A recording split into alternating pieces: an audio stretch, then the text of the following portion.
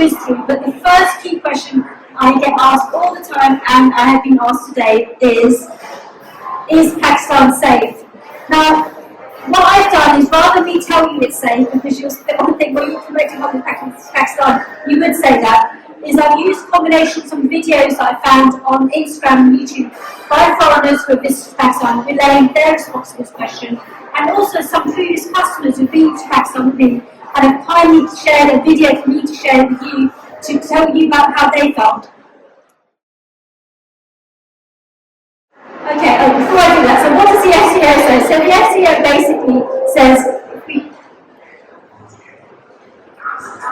so as I said, it kind of highlights that city and district of Peshawar is a no-go. It also kind of tells you that Balochistan Sin is not, and to be fair, actually, Balochistan Sin, as beautiful as it is, it's not something I cover at the moment. And then we read things like terrorists are very likely to try out attacks in Pakistan. So obviously, to be fair, if I was a foreigner, if I was reading this about Egypt or any other country, I would think twice about booking a holiday. And so that's why I put this up. So this is what the SEO says. And now I'm going to share with you, what do people say? People are saying, oh, are you going to be safe? Are you going to feel safe? And I felt safe the whole time. I've heard that you can ask anybody for anything and they will help you with it. If you lose something, they'll return it. Everywhere I went, people were generous and loving. I never felt unsafe at any point. It was just amazing. And you know, I would send Tess out to run little errands, walking down the street on her own. She and I would walk alone, just the two of us in the evening, no concerns whatsoever. I would love for my daughter to come and visit Pakistan. It would be a very good experience for her. One, to experience a Muslim country that is safe, where religion is not being used as an excuse to disregard women or mistreat them. Never felt intimidated or hurt by anybody that felt was a danger to me. For me, Pakistan feels like home. Every time I come here, I'm greeted by people, like it's family that you're visiting again and they missed you. I just love that about Pakistan, how warm everybody is and they welcome you.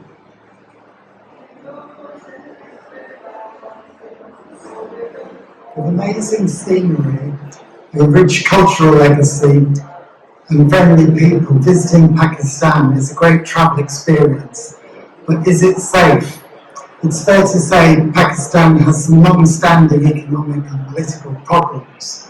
Safety is important, but it needs to be kept in perspective. The security situation has improved a lot over recent years, and millions of people visit Pakistan and come back safely.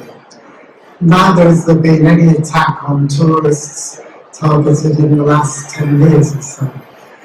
We visited North Pakistan and found people very welcoming, amazing scenery, and had a great experience.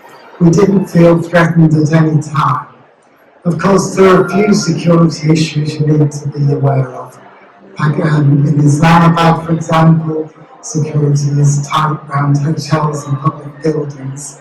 And if you're visiting a border area that's sensitive, there may be a policeman accompanying you. But these things need to be kept in perspective, and overall, we found Pakistan a very safe and welcoming country. My advice is to pick and travel with companies that knows Pakistan well, can provide secure transport and good hotels, and has the local knowledge. In this way, you'll have a wonderful experience in Pakistan.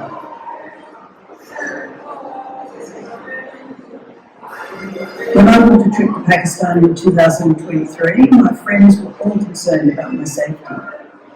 However, I wanted to explore the ancient Silk Road sites, and I had a healthy scepticism about over-exaggerated headlines about terrorist threats. I found what I expected. The people are gentle and friendly. There was no sense of danger or menace or aggression. As a Westerner, I was a curiosity, so young women, girls and boys would welcome me, ask me where I was from, and want to take selfies with me. I had no trouble eating the local food and gradually got used to the apparent chaos on the roads after I realised that I didn't see any collisions. I had a wonderful trip. I felt like I was treated like an honoured guest. It was an eye-opener for me because it's a very different society to my Australian existence, but I loved absolutely every minute of it and always felt safe and comfortable.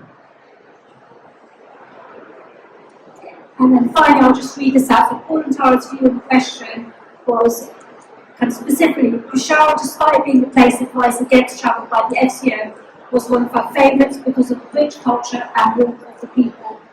So, as I said, and there's loads, but I'm going to stop there. But I hope that that's kind of reassures some of you who perhaps were concerned about the question. We'll go on to the next question. So I'm conscious of time. So the next question, is Pakistan a cheap holiday? So look, like Pakistan, like any destination, can be as cheap as you want it to be or as expensive as you want it to be. And I have a real challenge because at the moment YouTube is inundated with bloggers who are going and saying, hey, this is great because we didn't have to pay for this, they don't let us pay, but Pakistan's really cheap. Well, I can't say, yeah, if you're going to do it like a backpacker and if you're going to go to Thailand, but if you want to stay at 5-star hotels or 4-star hotels, about 8-10 years ago, all the hotel industry in Pakistan reverted to stop using rupees, so they're now operating US dollars, and that was because of the instability of the rupee. So, to be honest, if you're staying at Serena, which is one of the best chains in Pakistan, on average, if you're looking at about 180 to 220 pounds US dollars per night, depending on which location. So this question is more to manage people's expectations. You can do it on the cheap, but then there is a threshold beyond which I won't go. And that's mainly because my whole objective to set it up wasn't to sell holidays, but was to give you the best time in Pakistan, so that you come back and don't necessarily tell people to book with me, but tell your friends to go to Pakistan because it's an incredible country. I can only do that if I make sure I'm choosing the right accommodation and the right places to give you that positive experience. So the next question is, can I get around Pakistan by myself without a guide? To be fair, if you're really organised, you can, because I've seen it on YouTube, people do. But it's a challenge. It would require you to do quite a few months of research. The infrastructure in Pakistan is not as good as perhaps the neighbouring country, India or other places. So, for example, some of the places I've said, from Karachi going down to Islamabad, seeing some of the archaeology sites, there isn't really a public transport system there, so you would need a private guide or private guide. So nothing is impossible, but to do that yourself would be a challenge, and it would take, as I said, a few months of research and work to do.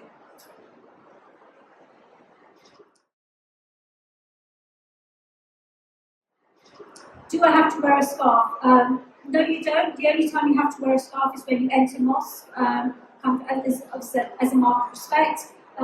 Most of the places we cover, actually, we don't.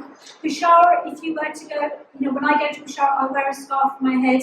That's not because it's compulsory, but just like respect of, that's how normally the women tend to wear them. I don't particularly want to draw attention to myself. But most of the cities and places we cover, no, you don't. And on the next slide, I'll just give you flavours. So these are pictures of a couple of clients, and you can see the attire they're wearing. They're not wearing scarf. You don't have to wear the traditional outfits. You can wear Western clothes, but like with any Muslim country, provided it's loose, it's not clingy, there's no cleavage or sleeveless. And the same way with men, as long as you can wear shorts, as long as they're kind of knee length and they're not like tight. Again, wearing just kind of comfortable, loose clothing. So something to me is just common sense. Is there much on offer for vegetarians? Yes, there is. Well, no, sorry. So no, there isn't much on offer for vegetarians, but there are vegetarian options. So if you're looking to go to a restaurant where you're going to have a plethora of vegetarian dishes on offer, you're not going to find that. But you will find lentils or some vegetarian dishes on every menu.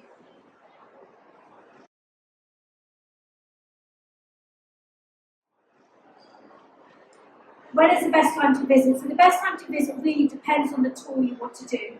If it's the urban archaeology tours you want to do, I always recommend anything between kind of November to March. If it's more the mountainous regions, I recommend between kind of end of April to the middle of May, or the middle of June, sorry, and then the middle of August to the middle of October. I avoid July and August specifically because it's when it's summer holidays in Pakistan, and you'll find that domestic tourism up north is very popular because everyone's going there to escape the heat.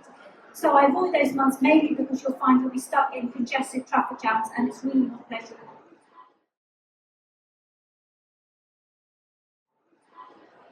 Oh, the visa process. So the visa process in August is fantastic now. Before it was really laborious, a lot of paperwork was needed.